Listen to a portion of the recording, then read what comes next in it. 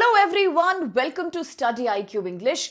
Let's talk about the Indian Air Force. How has it conducted its first international air exercise of the year 2026 with the Royal Thai Air Force, that is RTAF. Now this exercise is even more significant owing to the area, the region in which it is being held, and the exercise is happening in an area near Andaman and Nicobar Island and the Strait of Malacca, the longest, busiest and one of the most strategic choke points in the world. On the map you can have a picture, a broad look of the Strait of Malacca. Remember, Strait of Malacca was in the news and we had spoken about the Coco Island controversy. Remember, I had mentioned to you how Coco Island is one region that is administered by Myanmar, and it was Indian Navy which had requested the Myanmar junta to have a small inspection of the Coco Island. India was worried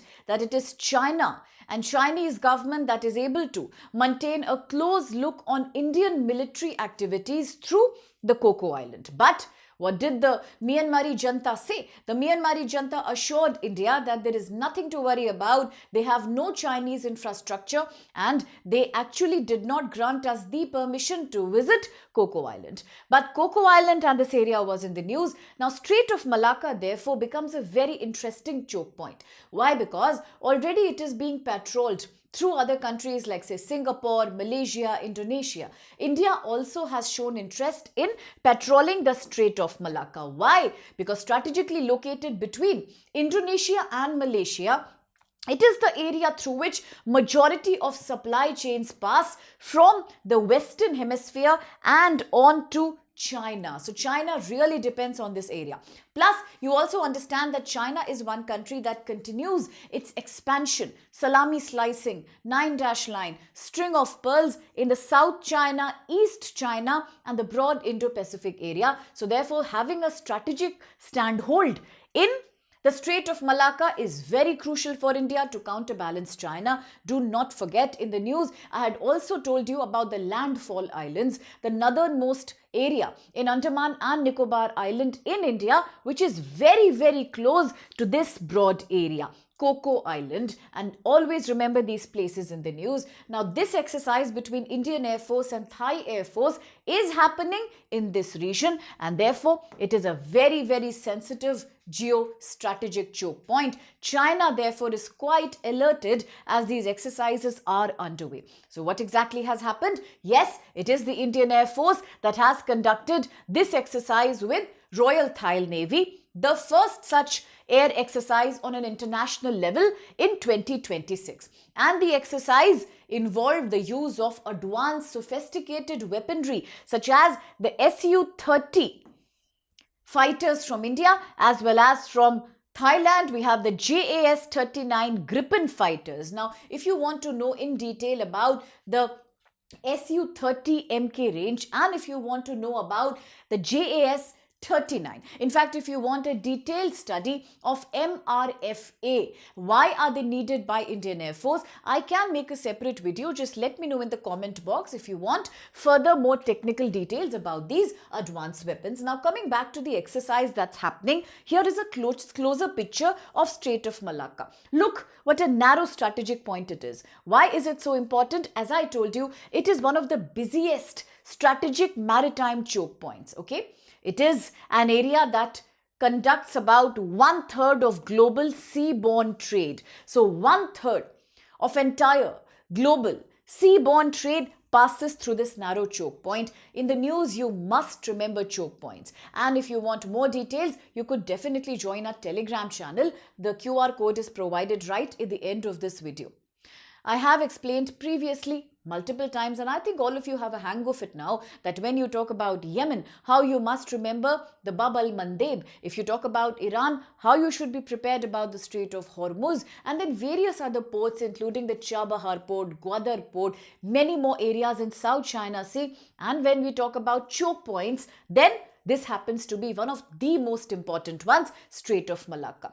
Now, the large share of oil and LNG shipments often pass through this route here, and majority of these imports are crucial for China, the global manufacturing giant China. And any disturbance here could mean a supply disruption for Chinese economy, because China gets a majority of its energy imports from this lane. Okay, now this lane, as you can see on the map, as you saw in the previous slide also, it connects East Asia with Middle East, Africa and Europe. Hence, extremely important to provide energy security to the East Asian countries. As India today is so willing to patrol the Strait of Malacca, absolutely it is about counterbalancing China's influence, because we all know India keeps doing this delicate balancing between regional organizations like BRICS, Shanghai Cooperation Organization. In fact, India is going to be the chair of 2026 BRICS as well. That's why the Brazilian president is going to visit India soon. On the other hand, India is also a key participant in the Quad group, Quadrilateral Dialogue, because that's the group which focuses on a transparent and rule-based Indo-Pacific. That's also the reason why India continued to maintain negotiation with US despite the terror attack of tariffs that US had imposed on us. But we know Quad is equally crucial for us. All of this is aligned with India's broader maritime vision, Mahasagar, Sagar. Yes, security and growth for all. At the same time, India's from 2014 Act East policy as well. It also corresponds to broader India's alignment with the ASEAN countries. Now, when we look at this exercise that's happening between India and Thailand, now you might wonder, was Thailand in the news in 2025? Yes. Always try to link one news with another. Thailand was in the news as we saw the border war. If you remember the Pre-Vihir temple, the 815 kilometers long border, the Dangrek mountain range, all these are crucial for the prelims exam. Okay, so the war between Thailand and Cambodia. Now coming back to this current exercise between Indian Air Force and Thai Air Force, this exercise is another chapter in the growing cooperation between India-Thailand. It is about India's increasing engagement with the ASEAN countries. ASEAN was also predominating the news last year. We saw how the summit happened in Kuala Lumpur, Malaysia. We saw how another new member was added to ASEAN. Do you remember which member was that? If yes, do comment in the comment section here. Yes, and India continues to engage not just with ASEAN, AITI-GA forum, but also the RCEP is a crucial aspect here. Now, this exercise will only mean strengthening security architecture, security system in the Indo-Pacific. Are there any other exercises that are conducted regularly between India and Thailand? Yes, you have the Maitri exercise between the two armies. You have the Siam Bharat exercise between the Navy, and the one we are talking about right now in the Strait of Malacca happens to be one of the largest Air Force exercise. Now, we should also understand, how will this exercise help? Definitely, it's about interoperability, how the two air forces are learning to interoperate, sharing best practices, conducting larger patrolling of the Strait of Malacca broad region, at the same time mid-air refueling, long-range missions, advanced aerial combat exercises, maneuvers as you call it, maritime domain awareness, surveillance. Both the countries are committed to anti-terror. And in a very silent way, the undertone of the entire exercise is going to be protecting Indo-Pacific from Chinese supremacy. Okay, now joint mission does improve interoperability, and people are saying it's a real exercise, a real operational training exercise, because usually when you look at other exercises between two or more countries, you have them in different phases. One is the phase where countries have a dialogue, they have a research commitment, and the second is about applying the techniques on ground. Specifically, it's common in case of naval exercises, but this time, this Air Force exercise is more of a practically implemented set of maneuvers, because it's not just a symbolic cooperation. It's every bit about real joint practices regarding combat, surveillance and interoperability. So quite an important exercise here. Now, this leads us to another question that we should know. What about the MRFA? Why does the Indian Air Force need the MRFA? What do you mean by that? So we are referring to multi-role fighter aircraft.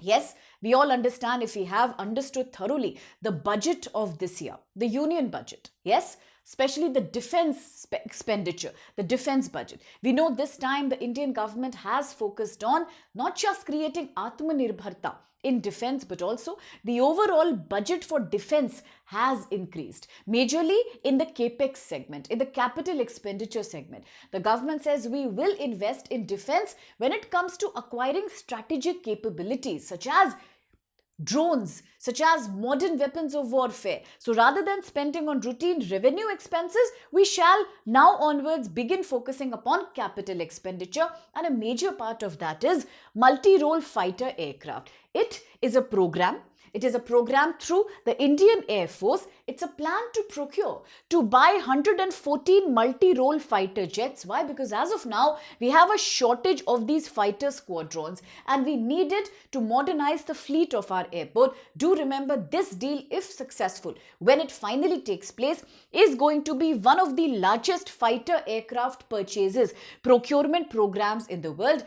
MRFA will improve the combat capacity of Indian Air Force. Now, why do we need it so urgently? We need it because as of now, when you talk about the Indian Air Force squadron strength, it is below the sanctioned level of 42 squadrons. So many older aircraft, especially the MiG-21 and many other legacy fighter jets, are now ready to expire. They will slowly be phased out. And what do we need in return? We need these modern multi-role fighter jets that are capable of advanced operations like air superiority, ground attack and maritime strike. And that's where the importance of these come in the picture. They will improve our air superiority, and at the same time it also is in line with India's Viksit Bharat goal by 2047 by making India self-sufficient in defense manufacturing. If you remember, I have told you multiple times, once upon a time, a country that used to be a major importer of defense material,